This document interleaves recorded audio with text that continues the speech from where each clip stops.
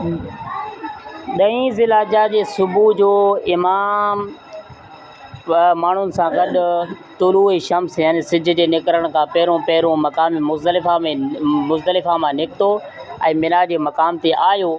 जॾहिं मिना जे मक़ाम ते आयो त मिना जे मक़ाम में फ़यब्तदिउ पोइ शुरूआति कंदो भई जमरतल उक़बा ते जमरे उक़बा ते पथरियूं हणण जो फ़यरमी आहे। पोइ उते पथरियूं हणंदो मिम बतनिल वादीअ जे जेका सो आहे अंदरूनी हिसे मां।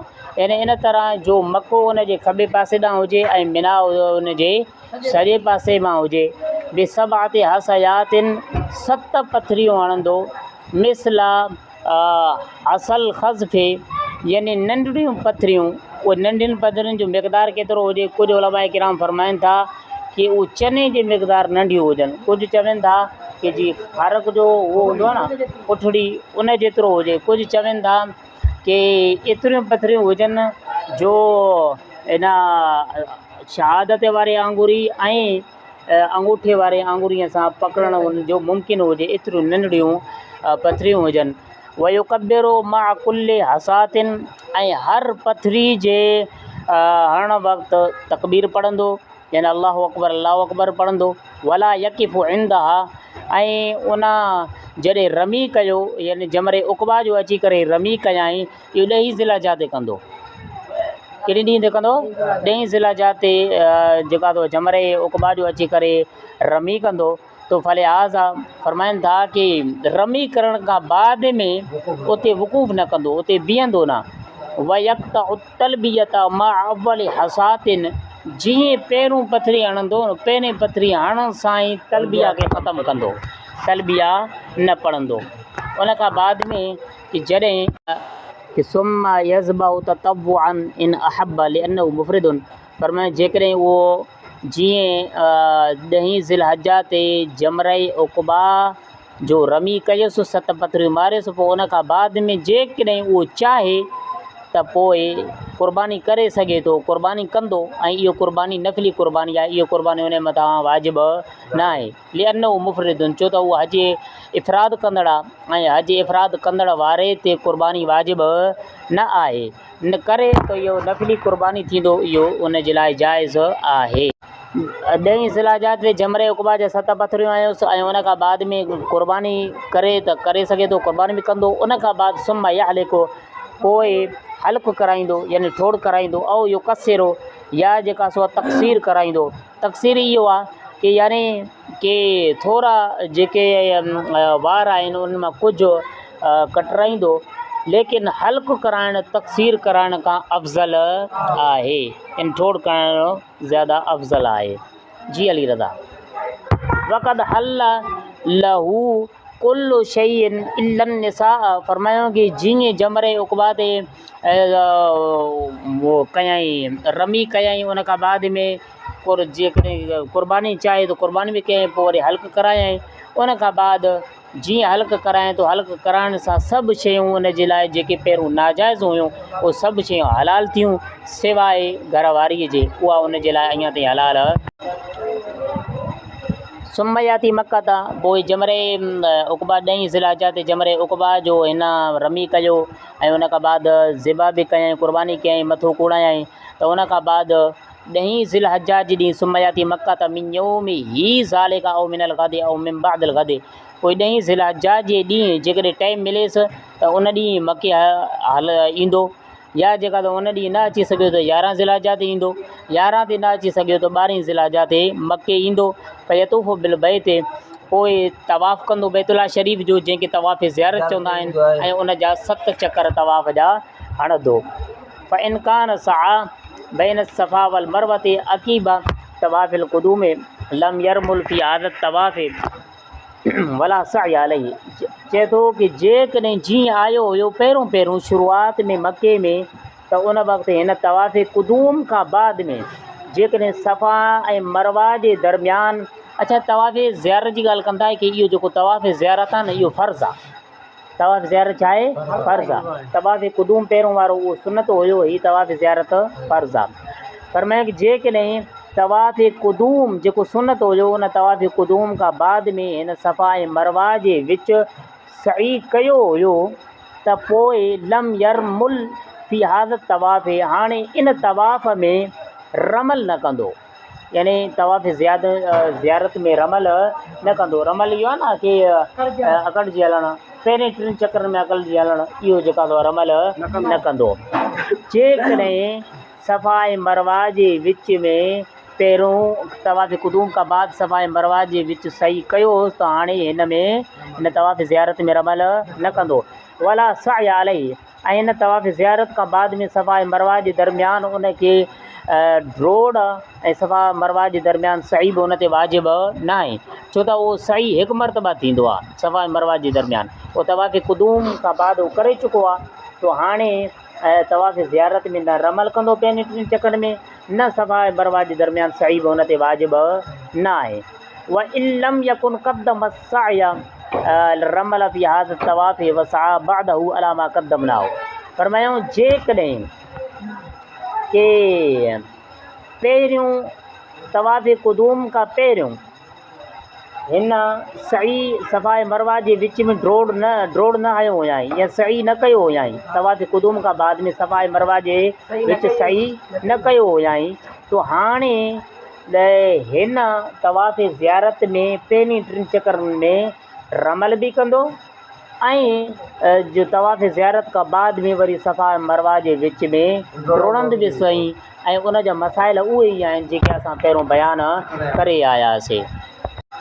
फरमायूं वक़द हल लहुन निसाउ, जीअं फरमायूं कि पहिरीं हल्क कराइण सां 10 ज़िलहिज्जा ते जीअं हल्क ठोड़ करायो सो त उन सभु शयूं हलाल थी वियूं सवाइ घरवारी जे।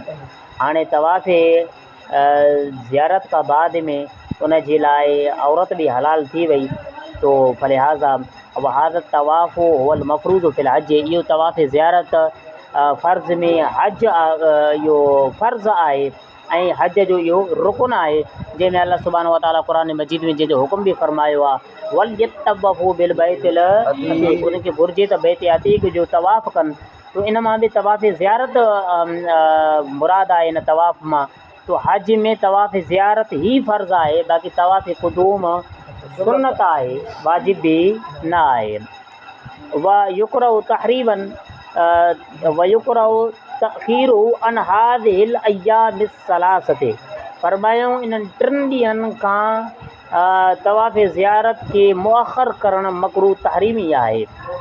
3 ॾींहंनि खां बाद में बि मुअख़र, यानी घुरिजे तवाफ़ ज़ियारत 10 ज़िलहिज्जा ते करे, 10 ते न करे सघियो 11 ते करे, 11 ते न करे सघियो त 12 ते करे।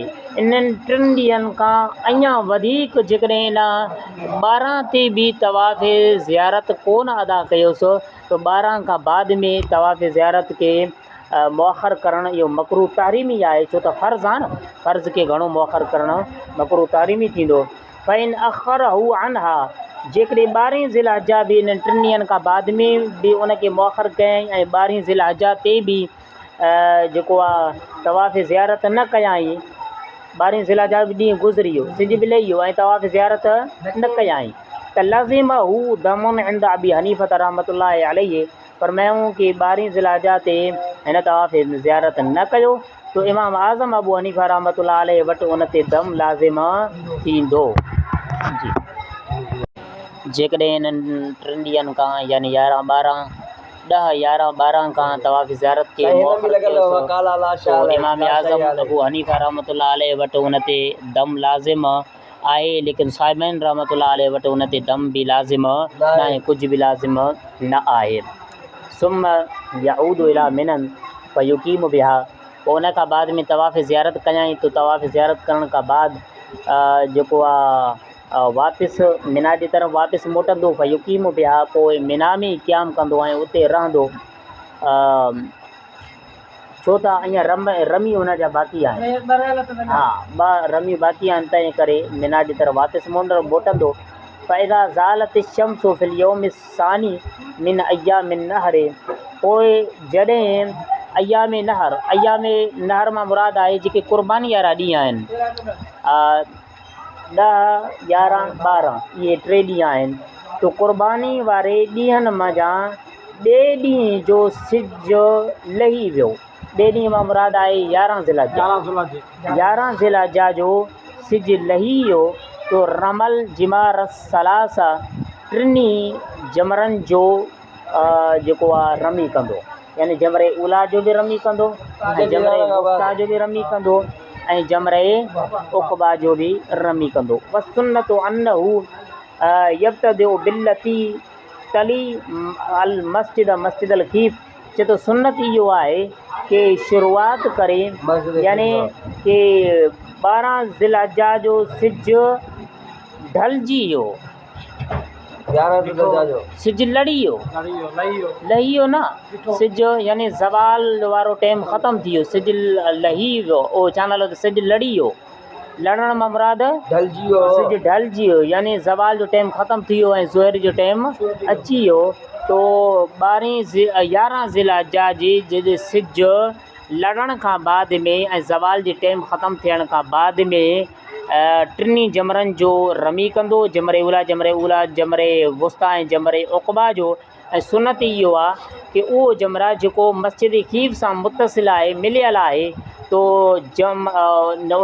उन जमरा खां जेको मस्जिद खीफ़ सां मिलियल आहे उन खां रमी जी शुरूआत कंदो। यानी पहिरीं जेका सो आहे जमरे जेको मस्जिद खीफ़ सां मुतसिल आहे उन मां रमी जी शुरूआत करे ऐं उते 7 जेका सो आहे पथरियूं हणंदो ऐं हर पथरी हणण वक़्तु तकबीर पढ़ंदो।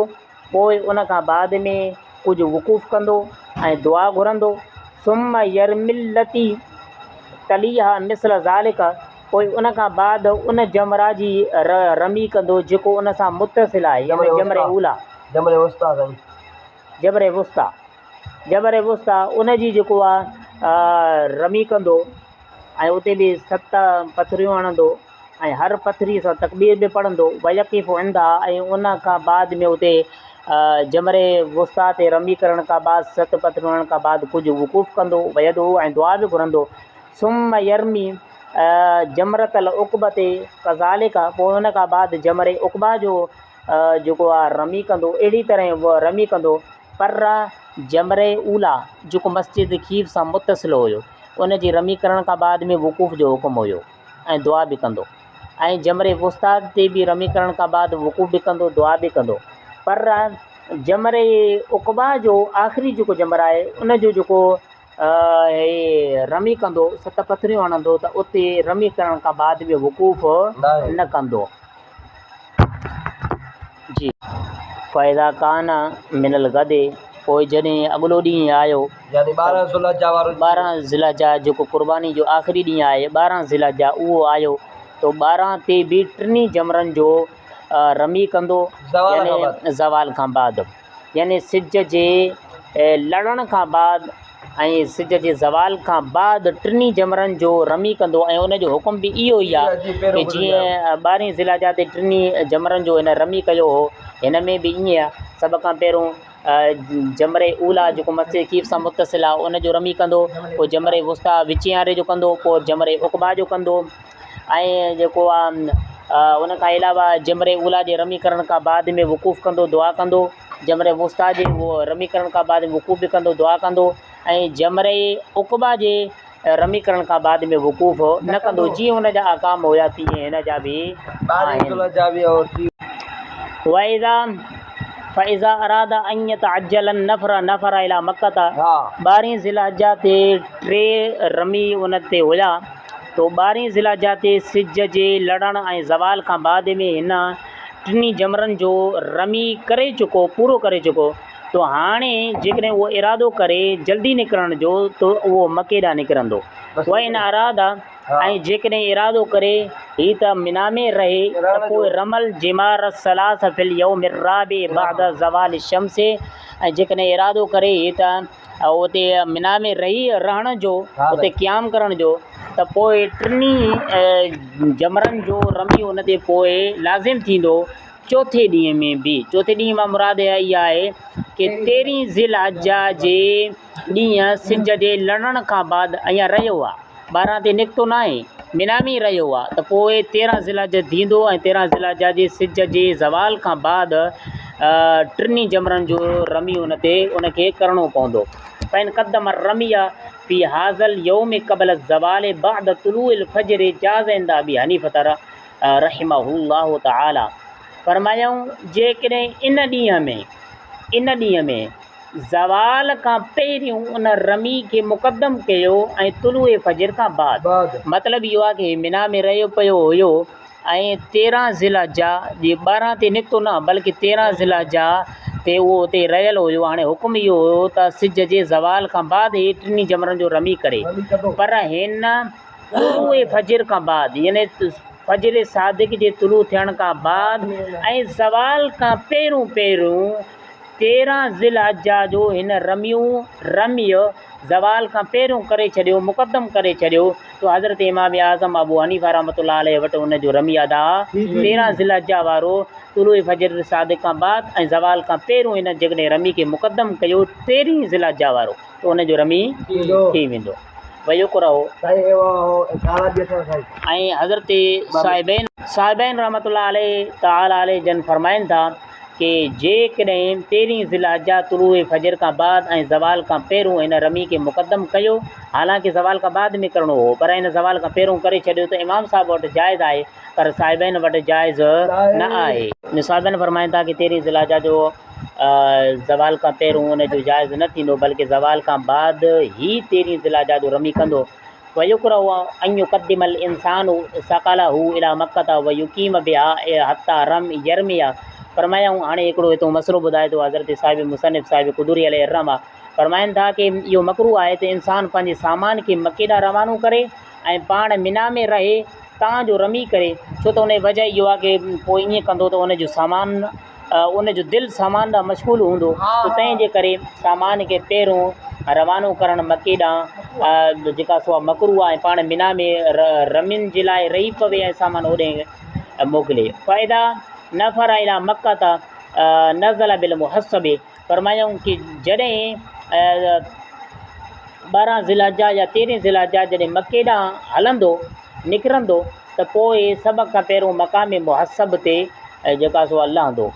फरमायूं कि मक़ाम मुहस्सब उहो जॻह आहे ऐं इहो फ़नाए मके जे फ़िना में उहा जॻह आहे ऐं उहो उनजी हद 2 जबलनि जे विच में मुतसिल आहे, जेको उहे जबल उनजे क़बरुनि जे मुक़ाबले में आहिनि। ऐं उन मक़ाम मुहस्सब जे लाइ काफ़िरनि चयो कि असां नबी मुकर्रम सल्लल्लाहु अलैहि वसल्लम जन खे हिन मक़ाम मुहस्सब जे नाले चयूं कि असां इते उन्हनि ते दाख़िल थियणु न छॾींदासीं। त इन जे करे अलाह जे हबीब सल्लल्लाहु अलैहि वसल्लम जिन हुकुम फरमायो कि हाणे जेका सो असांखे लहणो ई मक़ाम मुहस्सब ते आहे। उन चयो न असां न छॾींदासीं, त लहणो ई उते आहे। इन जे करे पोइ इहो सुनत बणिजी वियो कि जॾहिं मके ॾांहुं निकितो त मक़ाम मुहस्सब ते लहंदो। सुम ताफ़ बिल बैत, पोइ मके ॾे जॾहिं ईंदो त बैतुल्लाह शरीफ़ जो 7 चकर हणंदो। ला यरमुल फ़िया, ऐं उहो उन 7 चकरनि में रमल न कंदो। वहादा तवाफ़ सदर, ऐं इहो तवाफ़ आख़िरी तवाफ़ सदर जंहिंखे चइबो आहे ऐं तवाफ़ अलविदा बि जंहिंखे चयो वेंदो आहे। वाह उहा वाजिबुन इला अला अहले मक्कत, इहो तवाफ़ सदर वाजिबु आहे, मकी वारनि ते वाजिबु न आहे, बाक़ी आफ़ाक़ी वारनि जे तवाफ़ सदर वाजिबु आहे। सुम यऊदु इला अहली, पोइ निकिरंदो, पोइ वापसि मोटंदो पंहिंजे घर जे तरफ़।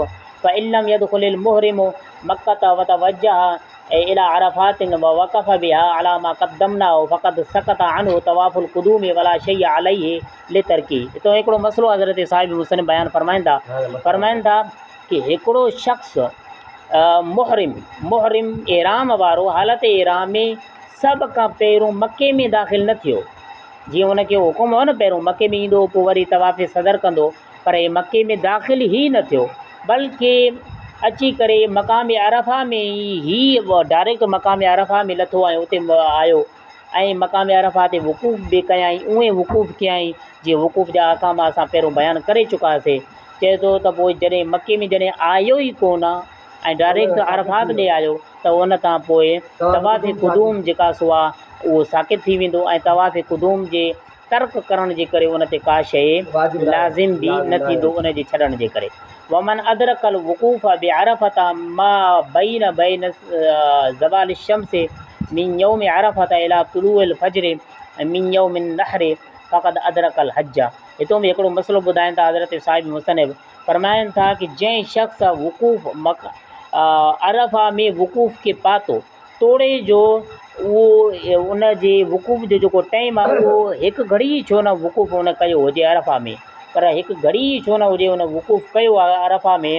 ऐं उहो वक़ूफ़ सिज जे ज़वाल 10 यौम अरफ़ा यानी 9 ज़िलहज्जा खां सिज जे ज़वाल खां ऐं 10 ज़िलहज्जा जे तुलूए फजर ताईं उन अरफ़ा में वक़ूफ़ कयो त पोइ फलिहाज़ा फ़क़त अदरकल हज उन हज खे पातो।